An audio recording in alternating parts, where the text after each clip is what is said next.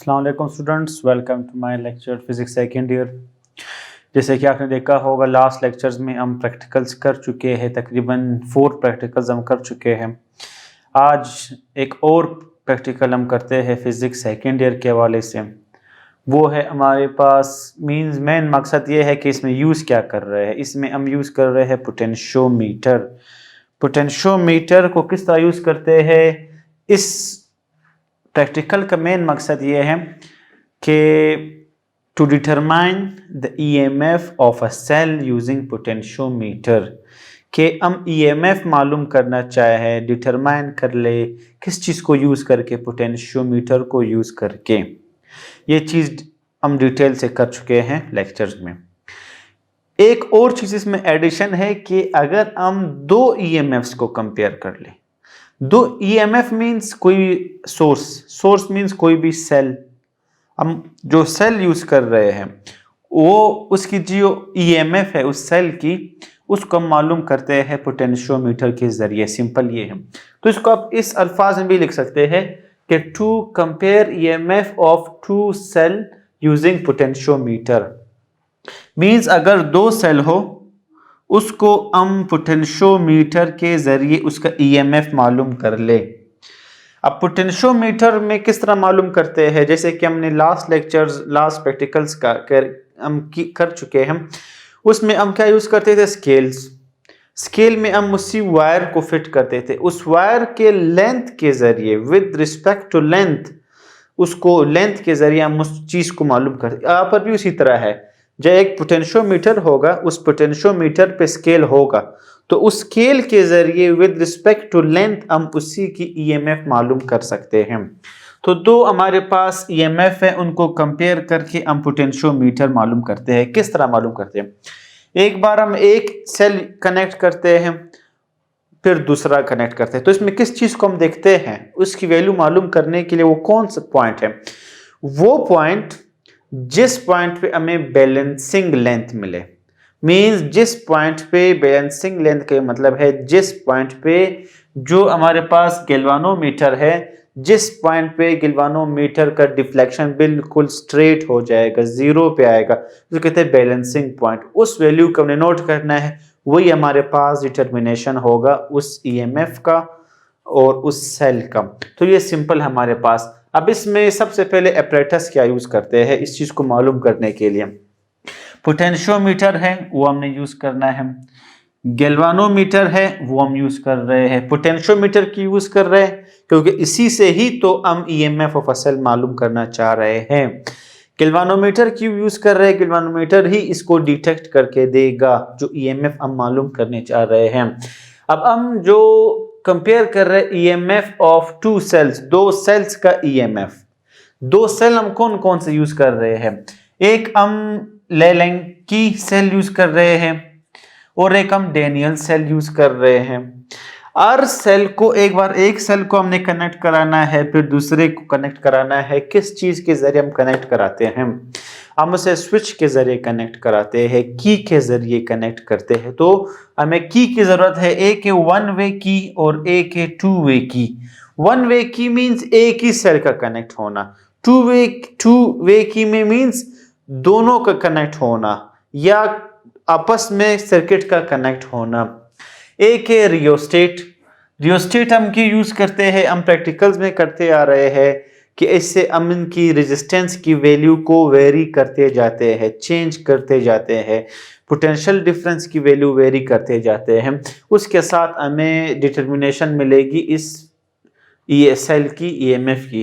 Connecting wires, लाजिम बात है वायर्स चाहिए कनेक्ट करने के लिए। तो प्रिंसिपल हम देख रहे थे कि जो एक सेल है लेरेंची सेल, एक है डैनियल सेल, एक सेल का ईएमएफ E1 होगा, तो जो हमने बैलेंसिंग लेंथ के बारे में पढ़ा उसका बैलेंसिंग लेंथ L1 होगा। इसी तरह अगर हम डैनियल सेल की बात कर रहे हैं, उसका ईएमएफ अगर हम मालूम करना चाह रहे हैं वो E2 होगा। किस पॉइंट पे हम बैलेंसिंग लेंथ को देखते हैं, वो बैलेंसिंग लेंथ उसका L2 होगा। तो K एज अ कांस्टेंट हम यूज करते हैं E1 और E2। तो E1 डिवाइड बाई E2 इनको हम रेशो में लेते हैं, K और K कट जाएगा तो L1 L2 as it is रह जाएगा। इस इक्वेशन से हम आसानी से मालूम कर सकते हैं। ये सिंपल एक रिव्यू थे हमारे पास इस एक्सपेरिमेंट के लिए। अब इस एक्सपेरिमेंट को हम देखते हैं बाय कनेक्शंस। अब बाय कनेक्शंस हम इसको किस तरह देखते हैं, आप देख रहे हैं वही एपरेटस है बिल्कुल। क्या चेंज है, ये दोनों हमारे पास सेल है, एक डैनियल सेल है एक लेरेंची सेल है, उनके साथ ये देख लिए टू वे स्विच यूज हुआ है, 1 2 टू वे स्विच को हमने कनेक्ट किया है। यहां पर हमारे पास एक रॉड आता है, जिंक रॉड। इस रॉड को हम जिस सेल में इंसर्ट करेंगे उसी सेल के अक्रॉस हमें ईएमएफ मिलेगा। ये एक पावर सप्लाई बैटरी है, ये हमारे पास 1 वे स्विच है, ये आप देखते आ रहे हैं रियोस्टेट है, और ये हमारे पास ये जो बोर्ड है ये हमारे पास पोटेंशियोमीटर है। इस पोटेंशियोमीटर पे जो बैलेंसिंग लेंथ हमने मालूम करना है वो स्केल के जरिए हमने मालूम करना है। इसमें बैलेंसिंग लेंथ किससे डिटेक्ट करेंगे, किस मीटर से, उसके लिए हम यूज कर रहे हैं गैल्वानोमीटर। तो ये सिंपल एक सर्किट है जो हम ऑलरेडी पढ़ा चुका हूं मैं। अब यहाँ पर आप देख ले हमने स्विच कनेक्ट कर लिया। जैसे हम स्विच कनेक्ट कर लेंगे इस जॉकी के जरिए हमें बैलेंसिंग लेंथ मिलता जाएगा। अब ये हमारे पास एक सेल है, एक सेल हमारे पास ये है, ये हमारे पास है 2 की स्विच। 2 की स्विच के मतलब है कि हम या तो इसको कनेक्ट कर लेंगे या इसको कनेक्ट करेंगे। एक को हम कनेक्ट, ये जिंक रॉड है, इस जिंक रॉड को हम जिस सेल में इंसर्ट करेंगे उसके अक्रॉस हमें ईएमएफ मिलेगा। और ये हमारे पास है जॉकी।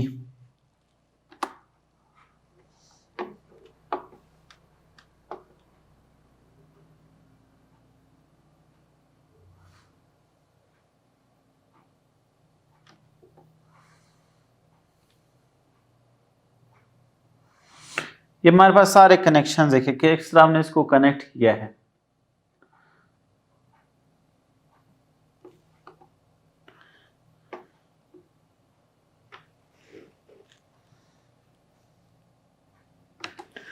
ये सिंपल कनेक्शन बता रहा है कि इस गैल्वानोमीटर से देख इसका एक टर्मिनल हमारे पास आया है, एक टर्मिनल ये है, एक टर्मिनल इस तरह 2 के स्विच है, स्विच से हमने इन दोनों को कनेक्ट किया है। एक से हम कनेक्ट कर रहे एक सेल को, दूसरे से हमने कनेक्ट किया है उसके रॉड को जो जिंक रॉड है हमारे पास। इसी तरह इस गैल्वानोमीटर के साथ आपने सर्किट डायग्राम भी देखा होगा, उसके साथ हमारे पास था रियोस्टेट। रियोस्टेट हमारे पास क्या, देखो रियोस्टेट एक टर्मिनल पोटेंशियोमीटर के साथ है। क्यों? क्योंकि हम पोटेंशियोमीटर पे ही तो रेजिस्टेंस को इसके जरिए वेरी करके, पोटेंशियल डिफरेंस को वेरी करके हमें ईएमएफ मिल सकता है। दूसरा हमारे पास इस टर्मिनल को स्विच, रियोस्टेट और सोर्स, इन तीनों टर्मिनल्स को हमने पोटेंशियोमीटर के दूसरे एंड पे कनेक्ट किया है, क्योंकि हमने इस पोटेंशियोमीटर को ही तो यूज करना है। इस बैटरी के साथ, सोर्स के साथ हमने एक सेल भी कनेक्ट किया है, उसके साथ हमने दूसरा सेल भी कनेक्ट किया है। इन दोनों सेल्स को फिर हमने कनेक्ट किया है 2 वे स्विच के साथ। तो सिंपल ये हमारे पास एक कनेक्शन है इस चीज को समझने के लिए। अब देख ले ये इसका पॉइंट है, क्या मतलब है। इस सर्किट को चेक करने के लिए कि क्या आपका सर्किट बिल्कुल ओके है या नहीं, आप यूज कर लेंगे जॉकी। जॉकी को किस तरह यूज करेंगे, देखिए एक एंड पे जब आप रखेंगे, एक एंड पे जब आपने रखा तो ये नीडल डिफ्लेक्ट कर गया इस डायरेक्शन में। अब इसी जॉकी को जब आप दूसरे एंड पे रखेंगे तो ये डिफ्लेक्ट करेगा दूसरे डायरेक्शन में। तो इसका मतलब है कि आपका जो सर्किट है वो बिल्कुल ओके है। इस चीज को आप ऑब्जर्व कर सकते हैं यहाँ पर दोबारा। अब देख ले ये नीडल बिल्कुल सेंटर पॉइंट पे है, जब जॉकी को आप रखेंगे तो देख नीडल डिफ्लेक्ट कर गए।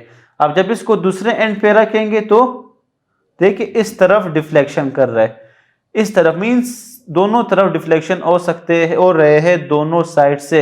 मतलब आपका जो सर्किट है वो बिल्कुल ओके है, कनेक्शन आपका बिल्कुल भी सही है।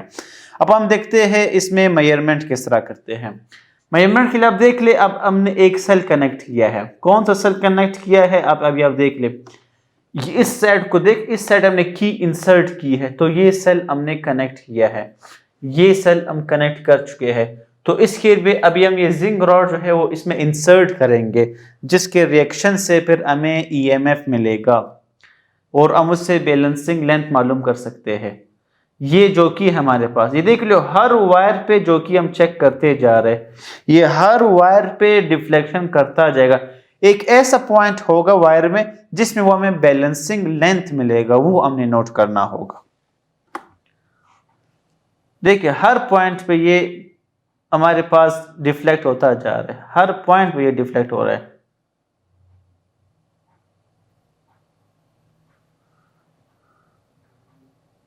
देखिए इस पॉइंट पे ये कंप्लीट डिफ्लेक्शन नहीं हो रहा, मतलब इस पॉइंट पे ये हमें बैलेंसिंग लेंथ मिलेगा। अब इसको हम थोड़ा सा देखो चेंज करते जा रहे, करते जा रहे, करते जा रहे, करते जा रहे, हमें बैलेंसिंग जिस पॉइंट पे बिल्कुल सेंटर पे आ जाता है वो पॉइंट हमारे पास, हम नोट करेंगे स्केल से, वो पॉइंट हमारे पास बैलेंसिंग लेंथ होगा। आप दोबारा देख सकते हैं, इस वायर पे जोकी के लाने से इसने कंप्लीट डिफ्लेक्शन नहीं की, थोड़ा सा डिफ्लेक्ट हुआ, मतलब इस पॉइंट पे इसका बैलेंसिंग लेंथ है। अब इसको थोड़ा सा चेंज करते करते करते करते इस पॉइंट पे ये बिल्कुल सेंटर पे आ गए। इस पॉइंट को हम यहाँ पर स्केल से रीडिंग नोट करेंगे। ये हमारे पास क्या होगा, ये हमारे पास एक सेल का, जो सेल हमने कनेक्ट किया है, लेलेंची सेल यूज किया है, E1 उसका ईएमएफ है, तो बैलेंसिंग लेंथ उसका L1 होगा, जो हम अभी कर चुके हैं। तो उस L1 की वैल्यू क्या होगी वो यहां से हमें पता चलेगी।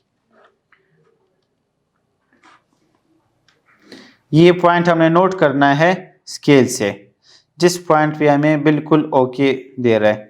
अब इसको अब आगे या इस साइड से भी अगर चेक कर ले, देख उसी पॉइंट पे ही ये हमें बैलेंसिंग लेंथ मिलेगा, उसी पॉइंट पे। उस पॉइंट को हमने नोट करना है और उसको हमने किसी पेज पे लिख लेना है।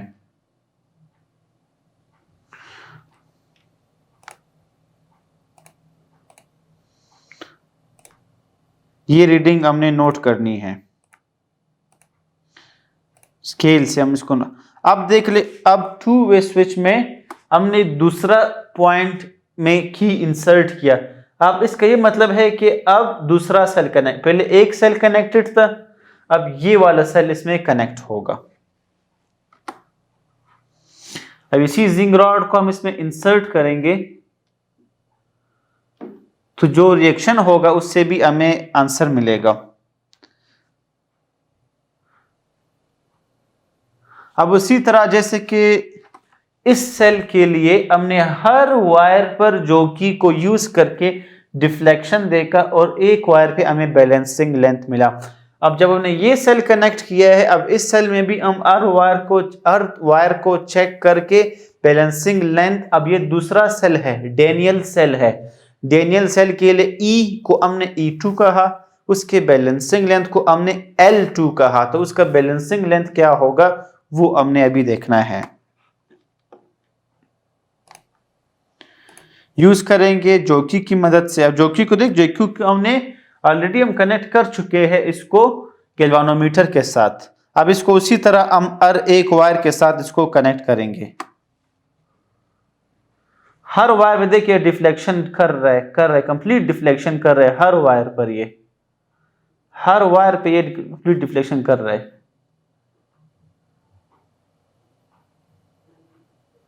इस पॉइंट पे देख ले ये डिफ्लेक्शन नहीं कर रहा, इस पॉइंट पे कंप्लीट डिफ्लेक्ट नहीं हो रहा, मींस इस वायर से आपको बैलेंसिंग लेंथ मिल जाता है।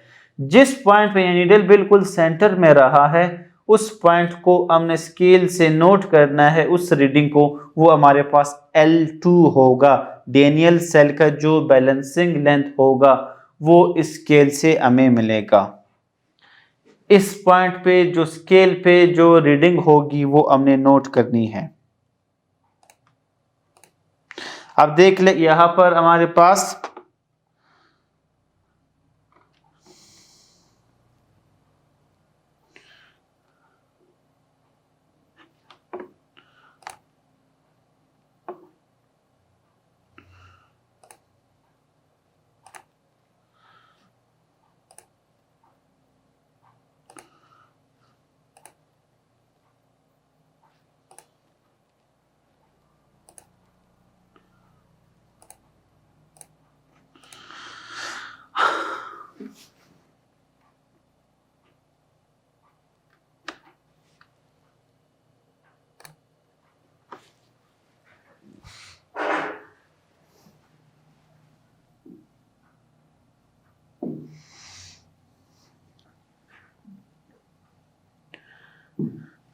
अब यहाँ पर आप देख ले, ये चीज चूंकि वीडियो में सही नजर नहीं आ रहा, यहाँ पर देखते हैं।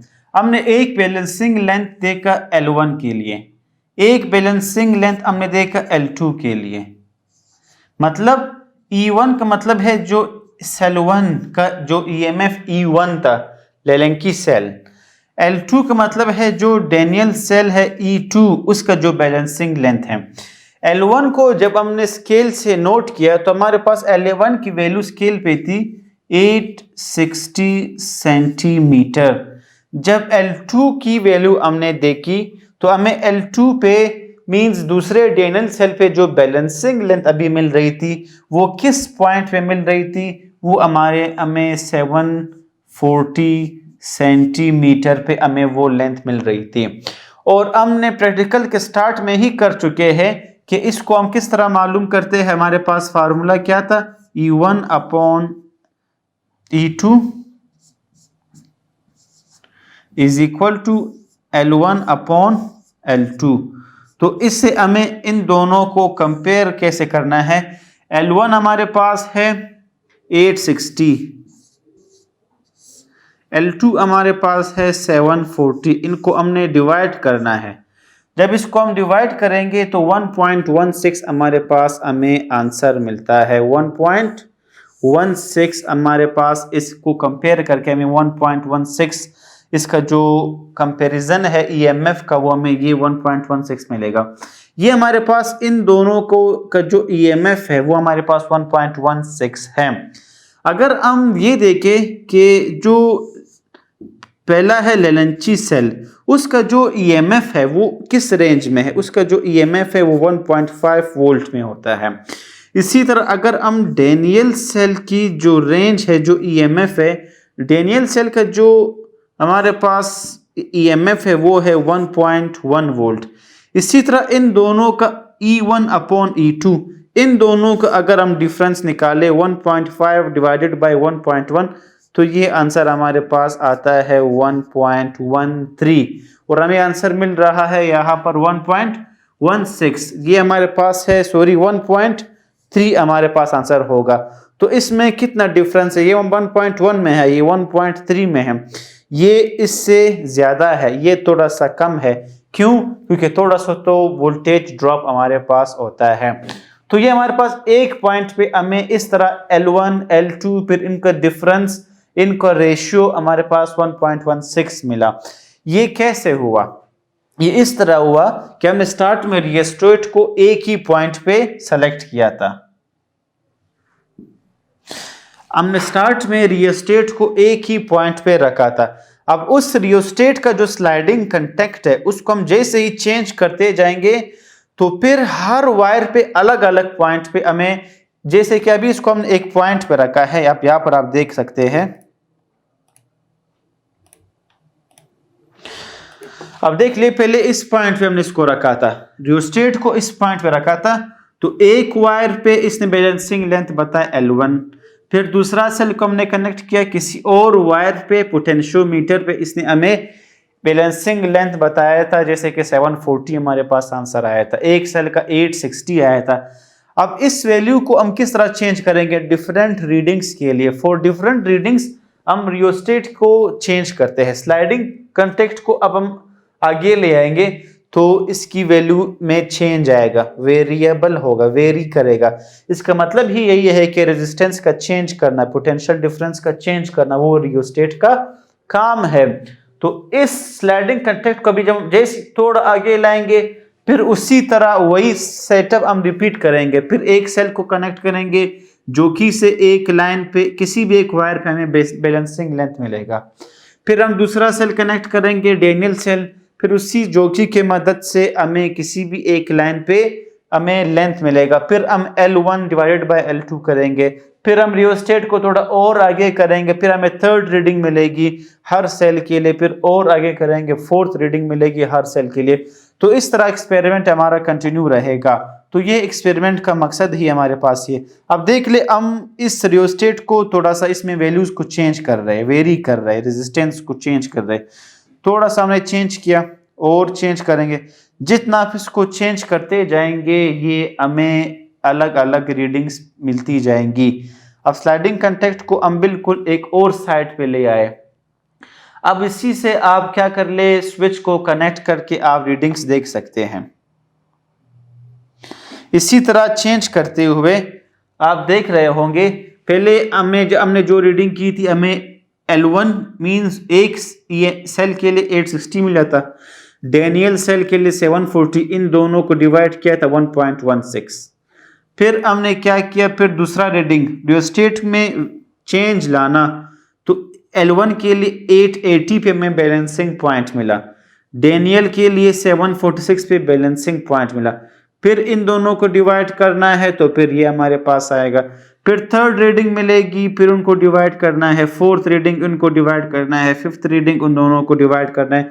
तो इस तरह हमें हर पॉइंट पे जो इसमें कंपैरिजन है वो हमें मिल रहा है। अगर इसी का हमने मीन मालूम करना है, मीन सबको ऐड करना, वो हमारे पास 1.176 आंसर आएगा। तो जो रिजल्ट होगा अगर इसको हम कंपेयर करेंगे तो 1.176 हमारे पास इसका EMF हमें मिलेगा। तो ये था हमारे पास सिंपल एक पोटेंशियोमीटर को यूज करना। किस तरह यूज करना, उसको दो सेल्स को कंपेयर करने। यहाँ पर हमने किस तरह से दो सेल्स यूज किए, एक बार दो वे स्विच से एक कनेक्ट किया, फिर दूसरा कनेक्ट किया, फिर डिफरेंट बैलेंसिंग लेंस हमें मिले, फिर उनको डिवाइड करना। यही तो हमारे पास कंपैरिजन है between two cells of EMF means E1 and E2। तो उम्मीद है ये प्रैक्टिकल आपको समझ आ गया होगा। नेक्स्ट लेक्चर में इंशाल्लाह मिलते हैं नेक्स्ट प्रैक्टिकल के साथ। सो तब तक के लिए अल्लाह हाफिज, थैंक यू, शुक्रिया।